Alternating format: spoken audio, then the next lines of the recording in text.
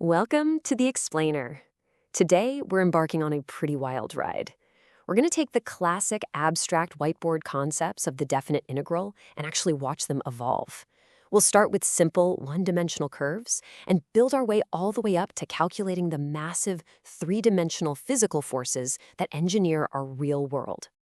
To kick things off, I want you to imagine a squiggly line drawn on a piece of paper. Now, imagine you need to find its exact length, but you're only allowed to use a rigid, perfectly straight ruler. How on earth do you do that?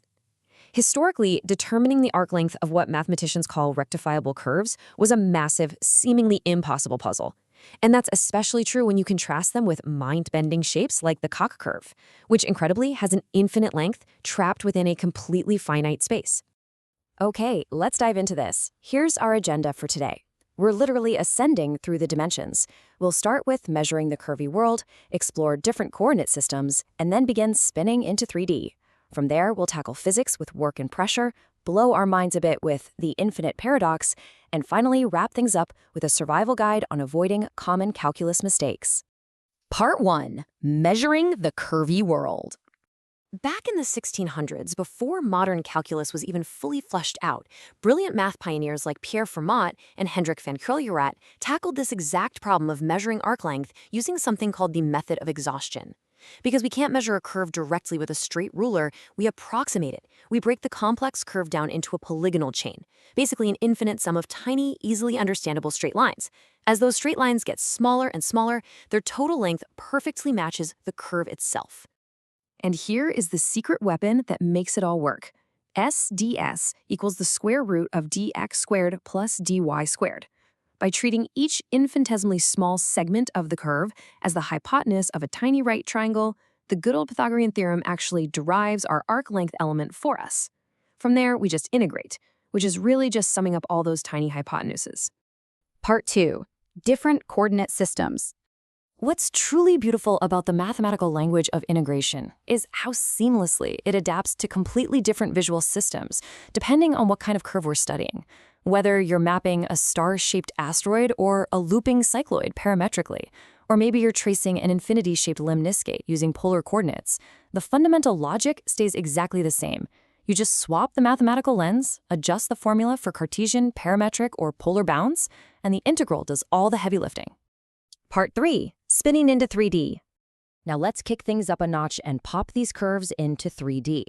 To understand the geometry here, we rely on Pappus's centroid theorem. By using static moments to find a curve's center of mass, we can rotate these straight line approximations, which are called frustum, around an axis.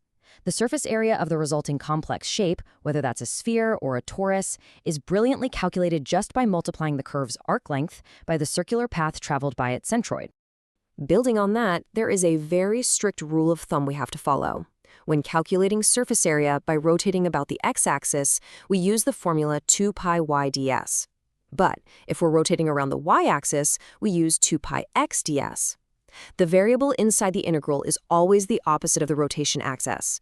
It's a simple rule, but remembering it is absolutely critical for 3D geometry. Part 4. Physics, work, and pressure. You see, calculus isn't just about drawing shapes. It's the fundamental engine of real-world mechanics. Whenever engineers face a complex physical problem, they use the method of differentials. It's a three-step procedural approach. Step 1, isolate a tiny elementary layer of the object.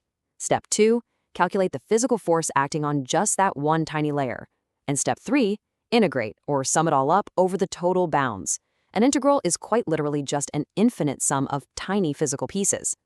Take mechanical work, for example. If a force is constant, it's easy. But what if the force changes, like when you're stretching a heavy industrial spring? Using Hooke's law, where force equals a constant k times distance x, we integrate that variable force over the stretch distance. And we use this exact same logic to calculate the massive amount of work required to pump liquid out of a parabolic holding tank, taking it layer by infinitesimal layer. Or what about hydrostatic pressure? Using Pascal's law, we can isolate thin, horizontal layers of water.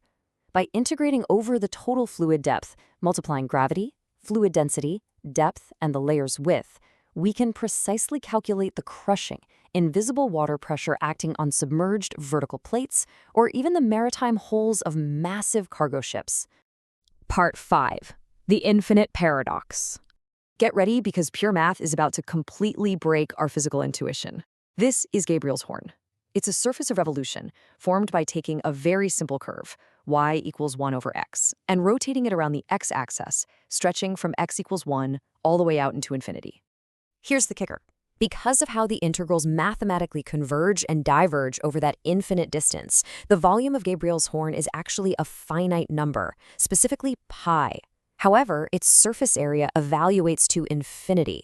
What that means in the real world is that you could completely fill Gabriel's horn with a finite amount of paint, but you could never ever mathematically paint its outside. Crazy, right? Part 6. Avoiding common calculus mistakes. Before we wrap this explainer up, let's talk survival tactics. When calculating these applications, there are a few classic traps to watch out for. First off, volume and area cannot be negative. If you get a negative result, stop and check your integration limits and your signs immediately. Second, make sure you don't choose the wrong axis of rotation. Third, never blindly rely on symmetry if the distances from the curve to your rotation axis actually differ. And finally, double and triple check your work when setting your integration bounds, especially when you're dealing with polar coordinates. So what's the ultimate defense against all these errors? Draw it out. Visually anchor the problem first. Sketch the graph of your function. Clearly mark your bounds, a and b, and visually confirm the physical distance to the axis of rotation before you even think about writing down the integral. A quick, simple sketch will save you from some major arithmetic disasters. So I'll leave you with this today.